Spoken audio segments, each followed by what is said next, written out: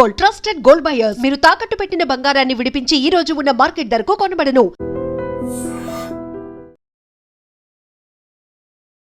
నమస్తే, welcome to iDream talking point with కవిత.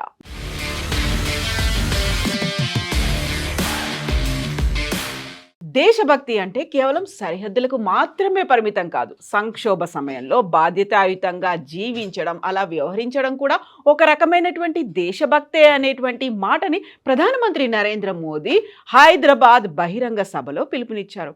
ఎందుకని? Petrol, diesel వినియోగాలను తగ్గించుకోవాలంటూ ప్రజలకు ప్రధానమంత్రి నరేంద్ర మోదీ పిలుపునిచ్చారు.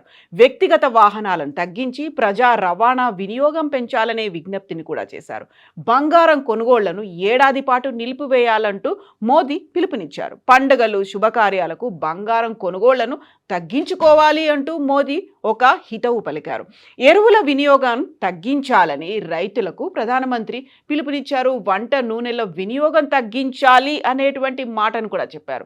విదేశీ వస్తువుల వినియోగం తగ్గించి స్వదేశీ ఉత్పత్తులను ప్రోత్సహించాలనేటువంటి మాటతో పాటుగా విదేశీ పర్యటనలు తగ్గించుకోవడంతో పాటుగా విదేశీ డెస్టినేషన్ మ్యారేజ్లను తగ్గించుకోవాలంటూ మధ్యతరగతి ప్రజలు దుబారా ఖర్చులు తగ్గించుకోవాలనేటువంటి మాటని మోదీ విజ్ఞప్తి రూపంలో చేశారు. యాక్చువల్గా ఈ మాటల్ని 9 రకాలుగా ఉన్నటువంటి ఈ దుబారా ఖర్చులను తగ్గించుకోవడంతో పాటుగా మనం అనుసరించాల్సినటువంటి పద్ధతుల గురించి ఇప్పుడెందుకు హైదరాబాద్ వేదికగా చెప్పారు. Is he giving any indication అనేటువంటి మాట అనాలిసిస్లు, చర్చలు ఇప్పుడు వినిపిస్తున్నాయి.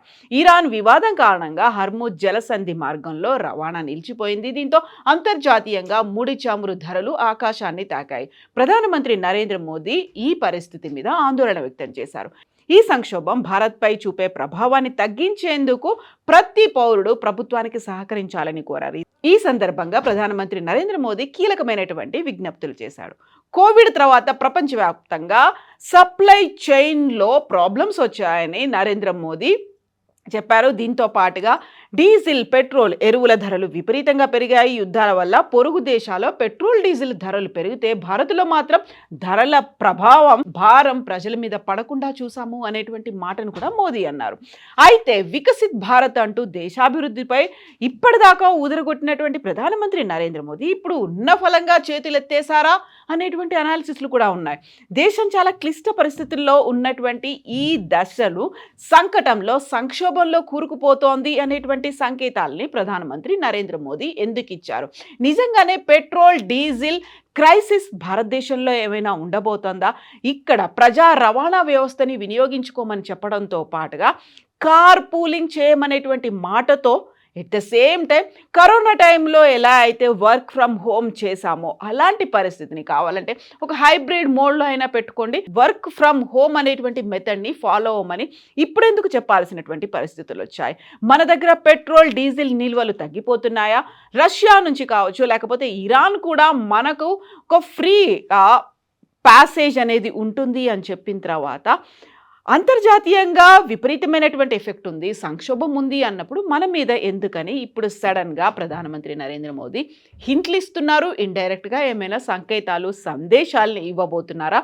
లేకపోతే ఆల్ ఆఫ్ సడన్గా పెట్రోల్, డీజిల్ ధరల్ని పెంచబోతున్నారా? దానికి 20వ తారీఖే ఒక డెడ్ లైన్ లాగా పెట్టుకున్నారు కేంద్ర ప్రభుత్వం. 20వ తారీఖు తర్వాత పెట్రోల్, డీజిల్ ధరల్ని దేశంలో పెంచబోతోంది అనేటువంటి మాట కూడా ఇప్పుడు వినిపిస్తున్నటువంటి నేపథ్యంలో అలాంటి వార్తలు కేవలం గాసిప్సేనా, లేకపోతే నిజంగా అలాంటి సంకేతాలనే, అదే సందేశాన్ని ఇండైరెక్ట్గా ప్రధానమంత్రి నరేంద్ర మోదీ ఇస్తున్నారా? ఒక రకంగా అయితే ఫర్టిలైజర్స్ని తగ్గించుకోమని, ఆర్గానిక్ వైపు పంటల్ని పండించమంటూ రైతులకు చెప్తూనే మన దగ్గర ఆయిల్ దిగుమతులకు సంబంధించి వాటి మీద కూడా ఇండైరెక్ట్గా మెసేజ్ ఇస్తూనే ఆయిల్ని కూడా మన వంటల్లో తగ్గించుకుంటే అటు దేశానికి, మన దేహానికి కూడా మంచిది అనేటువంటి ఒక మాటను చెప్పడంతో పాటుగా బంగారం కొనుగోళ్లను కూడా సంవత్సరం పాటు వాయిదా వేసుకోమనడం, విదేశాలకి సంబంధించి అక్కడ బ్రాండెడ్ లగ్జరియస్ బ్రాండ్స్కి సంబంధించి కొనుగోళ్లను కూడా దాని మీద డిపెండ్ అవ్వద్దు, అలాగే విదేశీ ప్రయాణాలను కూడా సంవత్సరం పాటు వాయిదా వేసుకోమనని ఇవన్నీ చెప్పడం వెనకాల నిజంగా భారతదేశం ఆర్థిక సంక్షోభంలోనే ఉండిపోతోందా, లేకుంటే వాటికి సంబంధించే ప్రధానమంత్రి నరేంద్ర మోదీ ముందుగానే హెచ్చరికలు జారీ చేస్తున్నారా?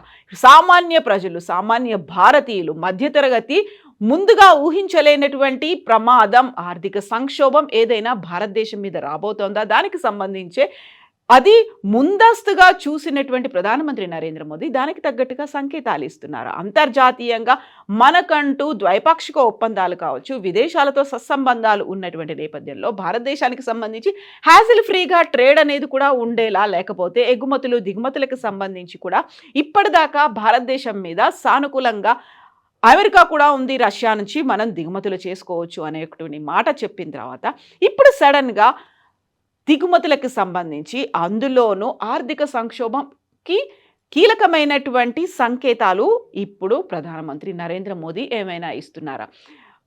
వినిపిస్తున్నటువంటి ఊహాగానాల్ని బేస్ చేసుకుంటే మే నెల 20వ తారీఖు తర్వాత సడన్గా పెట్రోల్ డీజిల్ ధరలు పెరిగిపోతాయి అనేటువంటి మాట కూడా ఉంది. కాబట్టి దానికి ముందుగా మనల్ని మనం ప్రిపేర్ చేసుకోవాల్సినటువంటి అవసరం ఉంది అనేటువంటి మాట.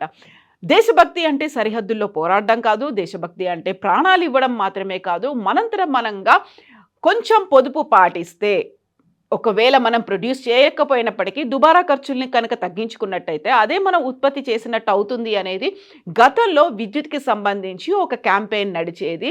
విద్యుత్ని దుబారాగా ఖర్చు చేయకండి, ప్రాపర్గా వాటిని యూటిలైజ్ చేసుకోండి, అవసరం లేకపోతే స్విచ్లు ఆఫ్ చేయండి, ఇంట్లోంచి బయటికి వెళ్ళినప్పుడు, రూమ్లోంచి బయటికి వెళ్ళినప్పుడు ఫ్యాన్లు లైట్లను ఆఫ్ చేసుకోండి. అలా ఖర్చు తగ్గించుకోవడం మాత్రమే కాదు, మీరు ఉత్పత్తిని కూడా పెంచిన వారు అవుతారు అనేటువంటి మాటని విద్యుత్ శాఖ గతంలో ప్రకటన రూపంలో ఇచ్చేది.